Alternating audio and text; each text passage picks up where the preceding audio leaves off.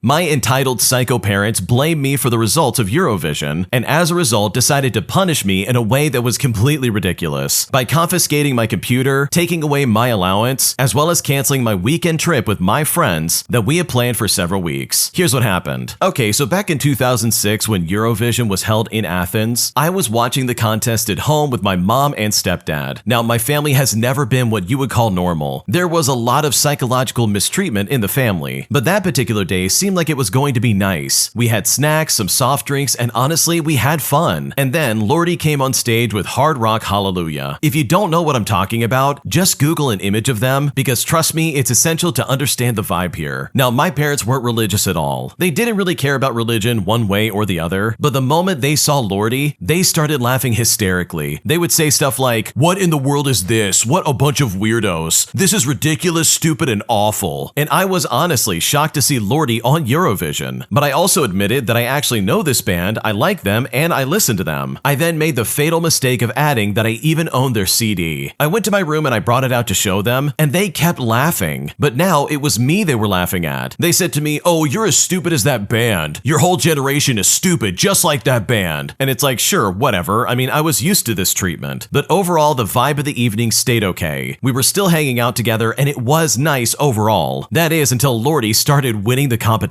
The more points they got, the happier I got. But as for my parents, well, they were furious. And it didn't take me long to figure out that I needed to stop showing my excitement. Instead, I tried to explain to them that Lordi was a pretty well-known band and probably had fans in many countries. That's why people were voting for them, not because they were necessarily better than my parents' favorites. But it was all too late. Lordi won, and my parents absolutely hated losing. And that's when it all really started. It always did. They said stuff like, "Oh, so you're happy now? Happy that your freaks won? I suppose you're going to tell us why this disgusting ideology actually makes sense to you. What's this now? Are you crying? Are you playing the victim again? Poor you. No one likes your stupid music. And now you can gloat because it appeals to a bunch of degenerates." Now, as for teaching me a lesson, my parents took away my computer, forbade me from going on a weekend trip with my friends that we had planned for weeks, by the way, and then confiscated my allowance because apparently I had shown them disrespect. The next day, I ran away from home, and sure, it wasn't the first time I did this over the years, but it certainly would not be the last time. And again, this all comes down to the fact that my band won on Eurovision. Wow, that's a weird reason to get mad at your kid. Like, seriously, you didn't do anything wrong. The fact that they tried to take this out on you is so weird to me, because clearly this is not your fault that they won. The fact that they're trying to be like, "Oh, this is your fault somehow, you did this." Like, no, you didn't. You just happen to like the band and they just happen to be on Eurovision that year. Like, they probably were gonna win regardless of if you said anything. And yeah, if you look up Lordi, they definitely look weird, but that also is not your fault. Like, seriously, get a grip. So truly, I'm so sorry that you dealt with this, because this is so unbelievably toxic, and hopefully you don't have to deal with them in the same way any longer. If you like Am I the Jerk, you're probably going to love Am I the Genius. Check it out, link down below in the description. Also, go to amithejerk.com/submit if you would like to submit your own stories. Today, I messed up by accidentally becoming the villain in my neighbor's family drama, because right now things have gotten really spicy and I seriously don't know what to do. Here's what happened. Okay, so I'm not proud of what happened, but I figured I'd share because it's too wild to keep to myself. So I live in a nice, quiet neighborhood. I'm a 30-year-old female, and everything was great until my new neighbor moved in. Let's call him Tom. Tom seemed like a perfectly nice guy. Maybe a little too quiet, but that's no red flag, right? Everything was normal for the first few weeks. I would wave hello, and we'd have small talk about the weather or the occasional DIY project. Then one day, Tom asked if he could borrow my ladder. His fence had fallen down and he needed to fix it. And I thought to myself, no big deal. So I just let him borrow it, and that was that. Well, fast forward a few days and Tom starts acting a little bit off. He becomes increasingly distant when I wave at him, and I can sense a weird tension in the air. I thought it was just me overthinking things. That is, until one night when I get a knock on my door. It's Tom, but this time he's not alone. He's with his wife, and she looks absolutely livid. She says to me, "I need to talk to you about the ladder." And she says this in a way that made me feel like I was about to be accused of something. It turns out Tom had been using the ladder for far more than just fixing his fence. In fact, he had used it to sneak into his ex-wife's house next door and patch things up. Apparently, Tom's ex had moved out after a messy divorce, and Tom had been pretending to borrow my ladder to secretly sneak into her house and work things out with her. And the ladder was like his gateway to rekindling their old relationship. His wife was furious because she had no idea about this, this and had caught him red-handed. She blamed me for lending him the ladder in the first place, as if I knew he'd use it for that. And it was in that moment that I realized I had accidentally become the unintentional accomplice in a love triangle that I never wanted to be a part of in the first place. Tom's wife ended up giving him an ultimatum, and he moved out a week later. But now every time I see him, he looks at me like I'm the one who ruined his life. So what's the moral of the story? Never lend out your ladder, and never trust a guy who can't fix his own fence. Oh my gosh, this is crazy. Seriously, you were just trying to do the right thing. You literally tried to help out a neighbor who was like, hey, I need a ladder, can you help me out? And just like anybody else in the universe, you were probably thinking, oh yeah, that's no problem, I can help you out. You're trying to fix your fence, this is nothing nefarious in the slightest. But then here comes Tom using it for things that he absolutely should not have been using it for. Like, that's not only incredibly hilarious, and I'm sorry to say that, but that's also nuts. Like, what is going on right now? And seriously, what's with the wife? Why is she mad at you as if you're the one that did this? You didn't know Tom was going to use that to try and cheat. You thought he was going to use it to fix his stupid fence. So yeah, this is super awkward, and hopefully things get better sooner than later. My entitled toxic neighbor has a loud obnoxious party late into the night, causing me and my neighbors problems, as well as trashing the entire neighborhood. So I decided to get revenge by gathering all the trash that they had spread and dumping it on their front lawn, forcing them to come to grips with how awful they've been. Here's what happened. Okay, so this happened a few years ago. I live in a very nice landmark neighborhood, and everyone is pretty respectful except for one neighbor. It was a Saturday night at the end of June, and this person, who was a judge mind you, was making a graduation party for her daughter. Starting at 11 o'clock in the morning, the music was so loud that my windows were shaking, and I only live a few houses away from her. She walked past my house as I was sitting on the porch and asked if the music was too loud, and I said that it was a bit too loud, thinking that she would turn it down, but no. Instead, she shrugged at me with a smirk and walked back to her house. This went on well past midnight with loud music and guests all over the street yelling. Eventually, the police finally came by and shut her down. Well, fast forward, and it's important to know that I'm an early riser, and I was up that Sunday morning at 6 o'clock in the morning to feed the neighbor's homeless cats. All over my lawn and everybody else's lawn, including the corner, there was a lot of garbage. We're talking plates, cups, plastic cutlery, and partially eaten food. It was disgusting, and it was starting to rain. So I went inside, I got myself a garbage bag, and proceeded to collect all the garbage. It practically filled a 13-gallon bag, and now it was raining. Well, once the neighborhood was clean, I walked to her front lawn and dumped the entire bag onto her property. And now at this point, it was practically pouring rain. She then complained to a neighbor that someone dumped garbage on her lawn in the rain, and she wanted to know who did it. Well, the neighbor told her that she had no idea who did it, but her party was pretty loud, and her guests were disrespectful. So seriously, what did she expect? Now, she never found out who it was, but also she never had a loud party ever again, which in the end is exactly what I wanted, so I consider that an absolute win. Man, I cannot stand when neighbors act this way, where they look at you and say, oh, is it too loud? Are we being too loud right now? And then when you tell them yes, they literally turn around and do nothing. I've had some neighbors like that in the past, and they are the absolute worst to deal with. So I love revenge like this because it sends a clear message that they absolutely cannot ignore. Am I the jerk for uninviting my parents to Christmas dinner after my mom started mouthing off and being very controlling over the fact that I didn't want her dog at my house while we were having dinner? Here's what happened. Okay, so my husband is cooking a huge dinner for Christmas. He is a great cook, and this was supposed to be a gift from him to my parents. He's worked on prep for a week, and we spent a lot of money on this. I've deep cleaned our home and decorated it, and a lot of work went into our hosting them here tonight. But I just uninvited them, and I have mixed feelings about all of this. About a week ago, my mom tried to rearrange the date, the dinner, the food, everything. Basically behaving like a person being forced to do something that they didn't want to do. The menu includes their favorites. We offered adaptions of foods, times, location, and we tried to make it something nice for them. My dad was looking forward to it, and my mom wasn't, no matter how much we offered to tweak it. Last night, my mom asked if she could bring her dog, and I said no. Her poodle is the love of her life, I get it, but the last time it was here, it literally went to the bathroom everywhere. It even destroyed one of our dog beds. I don't want to deal with it in my home. I then got a snide text last night from my mom. It was one line, and it said that they would come even if their dog wasn't welcome. She doesn't want to be away from her dog on Christmas. I replied that I was looking forward to having them over, and it was a reactionary response as I didn't really know how to reply. Well, this morning I reread the text, how rude the tone was, and that from the wording alone, how much my mom didn't want to come to our house. I showed my husband the text, and we decided to have a quiet dinner alone. We're going to make to-go to-go plates for my parents and bring it to them. My dad will greatly appreciate it, but my mom is complaining that we canceled. And at this point, I literally feel like my mom just chose a poodle over us. They would be here for maybe an hour. 1 hour, that's it. And I guess I could have watched it that long, but I just didn't want to. So am I the jerk for canceling the day of and choosing a peaceful dinner instead of dealing with my mom? Because right now, I seriously don't know what to do. Okay, in my opinion, you are definitely not the jerk. These people wanted to bring over their obnoxious dog, who, by the way, practically destroyed your house previously. It was peeing on everything and destroying your property. Like, seriously, I would not want that in my home either. And the fact that your mom doesn't understand that, or even acknowledge that yes, that happened the last time it was over, like that for me is so out of touch, it's not even funny. So no, you are definitely not the jerk. You haven't done anything wrong by choosing peace over that kind of drama, because what your mom was asking, in my opinion, was completely out of line. Am I the jerk for telling a woman sitting behind me to stop humming so loudly during a classical music concert, as she was literally ruining my entire experience? Here's what happened. So my fiance and I enjoy going to live classical music concerts as a special date night. Yesterday, I spent $110 on 2 front row seats for holiday music that we were excited for. But not even 15 seconds after the music started, the woman directly behind me began loudly humming with the music. At first, I tried to ignore it, hoping that she would stop, but she just kept going. And this was not a subtle thing. It was incredibly loud. You could see her being overly touchy with her husband as well, and she was clearly drunk. The husband at one point said something around the lines of her needing to stop as it's not polite, but the wife just laughed it off. But I was becoming incredibly mad at this point. I'm not a confrontational guy. I hate confrontation, but I was just brewing the entire time. But my fiance seemed to not have directly noticed, so I didn't want to cause a scene or ruin her night. Well, 30 minutes into the concert, I told my fiance I needed to say something. I can't hear the music, and I was so frustrated. That's when my fiance noticed and told me it's okay and to not make a scene. Well, maybe 5 minutes later, the woman behind me began singing, straight up singing in the middle of the concert. And if you're not familiar with classical music etiquette, you don't sing, you don't hum any tune, you literally don't make a sound. I mean, you don't even tap your feet, you just stay quiet. This is when I turned around, directly looked at the woman, and I said to her, "Ma'am, please stop." The woman looked at me confused and asked me to repeat it, so I said to her, "Ma'am, please stop. I've been listening to you for the entire concert." She then hand waved me away out of embarrassment, and her husband didn't even look at me because he looked embarrassed. I could hear others laughing after I said that to her, and you could hear the whispers of others giggling and repeating what I said to their significant other. But guess what? She didn't stop. She tapped me on the shoulder 5 minutes later to apologize, and I waved her away. I didn't want to accept any apology. I was frustrated, and I didn't want to acknowledge her. If it wasn't for my fiance being able to enjoy most of the show, I would have asked for a refund or for someone to ask her to leave. But I do feel bad because my fiance now more tuned into the sound, and she became frustrated with all the humming. I mean, this lady was directly into my ear, but my fiance, though next to me, was just a bit further and at an angle that made it as to why she didn't notice at first. But she then said something to the woman asking her to be quiet, but again, no change happened. Honestly, when the concert ended at the hour mark, I didn't want to look at that woman. I didn't want to do anything but leave. I paid $110 to listen to a woman hum in my ear for an hour. And sure, it was a lesson in patience, but not in a good way. So am I the jerk for telling her to stop? Should I have escalated it to staff or handled it differently? I am genuinely not a confrontational guy. I've never been in this position before, and it makes me incredibly uncomfortable. So for me to have to say anything is very out of character. What should I do? No, you're not the jerk here. This lady was crazy. She knows for a fact she's not supposed to be making any noise during a concert like this, and the fact that she was making noise is proof that she is absolutely unbelievably toxic. So in my opinion, I think you should have escalated further. You told her once to shut up and she just completely ignored you. At that point, I would have gotten someone from staff and been like, okay, she needs to move or I want a refund. Because you literally paid over $100 for these tickets. This is not a cheap concert, meaning that there are standards these people have to follow if they're going to be in the audience. So no, you're not the jerk for saying something, because I think you did the right thing. Because this woman is absolutely toxic for doing what she did. My new job has possibly bait and switched me by promising me that I would be a server, only to then tell me that I was instead going to be a food runner. And at this point, I seriously don't know what to do. Here's what happened. Okay, so in a city near mine, there is a popular privately owned Greek restaurant that I recently got hired to be a server at. They told me that their training process is 2 days server shadowing, 2 days food running, and a final day where a server shadows you. I asked if I would have to work food running shifts shifts and they said no, stating that it's just our process. The way it was worded, I assumed it was 5 days, and I had 5 server training shifts on their scheduling app. Now, the second day in, I have things down pretty well, and the manager tells me they actually don't hire during holidays because the holidays are busy, and they did this year because they were closed for 2 months due to hurricane damage, and with this in mind, I would have to food run until the new year. When they were pressed about it, they didn't give me any specific dates besides after January 6th. They didn't even say how many more days I would need on server training, and they told me that I was being pushy for asking about it. Now, I'm not being singled out. The other servers that they hired are going through the same process. In fact, I talked to a food runner who said he was hired to serve 2 months ago, but still hasn't been moved up. But here's the thing, it gets even worse. I applied to work full time, so maybe 30 to 40 hours, and I only got about 17 this week as a food runner. So when I asked a manager if I'd get more hours serving, his answer was pretty much to say, yeah, probably. And when I asked how to stick it out so that I could maybe get consistent days or hours, he said to just keep doing what I'm doing. And now I don't know what to think. It sounds like no one is applying to food run because food running sucks and they're having to lie to get people in the door, but I don't want to quit because if they're being genuine and I work here the next 10 years, I won't even remember this moment of doubt. What should I do? Oh man, this place sounds super toxic and there's no way I would ever stick around. Don't get me wrong, I would stick around through like the holidays and at least till like January 6th, but you better believe I'm gonna be finding some other place to work, especially if they really are trying to bait and switch you, which by the way, it does sound like that's what they're doing. Because here's the thing, dishonest tactics like this are never a good idea, especially when it comes from your boss. Like that is so mean and it sets an awful precedent because you're starting off your relationship with a lie. And what an awful lie at that. Like this is your employment. This is the way you make money. And they're gonna sit there and be like, yeah, you might get one. Also, don't ask too much about it because you're being pushy. And personally, in my opinion, the only reason they're being like, oh, you're being pushy right now is because they know they're in the wrong. They know for a fact they're doing this wrong and they absolutely need to fix this. But they're currently in a bind and they're like, oh yeah, let's just string these people along for as long as possible. So yeah, these people sound incredibly toxic and I think you should do everything you can to try and get away from them because I really just don't think this is getting any better anytime soon. Am I the jerk for not expressing my discomfort when my partner's ex ended up being our server at dinner? Because right now, I do not know what to do. Here's what happened. Okay, so last night after our Christmas gift exchange, my partner suggested that we go to a popular restaurant near my house. They had previously mentioned that their ex worked there, but I trusted their judgment and I didn't think much of it. Once we enter the restaurant, I noticed a shift in my partner's energy. Before arriving, we had been affectionate and joking around, but as soon as we walked in, they became quieter and avoided making eye contact with me. It was then that they waved and said hi to their ex, who then ended up being our server. During the interactions with their ex, my partner didn't introduce me, and I felt boxed out as their ex stood close to me, facing only my partner and giving compliments and kindness. This made me feel invisible and very uncomfortable. After we already ordered, my partner asked if I was okay if there was anything they could do. I said I was uncomfortable but didn't push to leave because I thought that it might make things more awkward. I waited for just a simple introduction, but it didn't happen. Later in the meal, their ex asked if we wanted separate checks, which only reinforced my feelings that the situation didn't look like a date. After dinner, I explained how I felt and my partner got upset. They said I should have been open earlier and not expected them to read my mind. I told them that their shift in energy and lack of introduction made me feel completely sidelined. They explained they were caught off guard by seeing their ex and don't think about them ever. So they were not expecting this and they didn't want to make the situation uncomfortable for their ex by introducing me because my partner broke up with them. However, this made me feel hidden and as though my feelings were less important than their ex's comfort. My partner felt I was ignoring their discomfort and did not offer them the benefit of the doubt. I felt like my hurt was being sidelined in the conversation and that it was unfair for me to be the one to express discomfort and I shouldn't have brought it into that situation. We ended the conversation with them saying they needed time to process, so it's honestly leaving me wondering, am I the jerk for not expressing my needs earlier and letting the situation linger until after dinner? Because right now I seriously don't know what to do. Okay, I really don't think that you're the jerk here because your partner absolutely should have introduced you. There's no real good excuse for the fact that he didn't say anything because this waiter was his ex. Like seriously, think about it for a second. If it was a random person who was serving you, of course you wouldn't introduce them. You would go about ordering your food and everything would be pretty much normal. But this is an ex that they broke up with. They are the one that moved on and now they're at the restaurant that their ex works at. Like if I went to a restaurant and I saw my ex-girlfriend there and I had my new girlfriend with me, I would be like, oh wait, we're gonna leave and go literally anywhere else. And even if I did stay, the last thing I would ever want is to have them as my server. Like, what if that was a nasty breakup and this was some kind of like toxic situation? That would be an absolute nightmare to navigate. Who's to say that they wouldn't, like, I don't know, sabotage your food or spit in it or something like that? Because as far as I'm concerned, that easily could have happened that night. And sure, maybe you should have said something, but it's like, okay, what can you really do? This is someone you don't really know, but you do know they were with your partner. And it is so strange to me that the responsibility of voicing any concern literally is falling on your shoulders. I'm not saying that your partner should have like known that this was a weird situation, but the least they could have done was acknowledge your existence and at least say, oh look, this is my new partner. This is the person I'm dating right now and I love them very much. Like literally anything to make the situation better. So no, you're not the jerk here because honestly, your partner is 100% at fault. When you subscribe, make sure to hit the bell to turn on notifications. To finish listening to all the stories, check out the playlist at the top of the description. And if you want some chill music to put on in the background, check out easymode.com. If you like Am I the Jerk, subscribe to Am I the Genius. Everything will be linked down below in the description.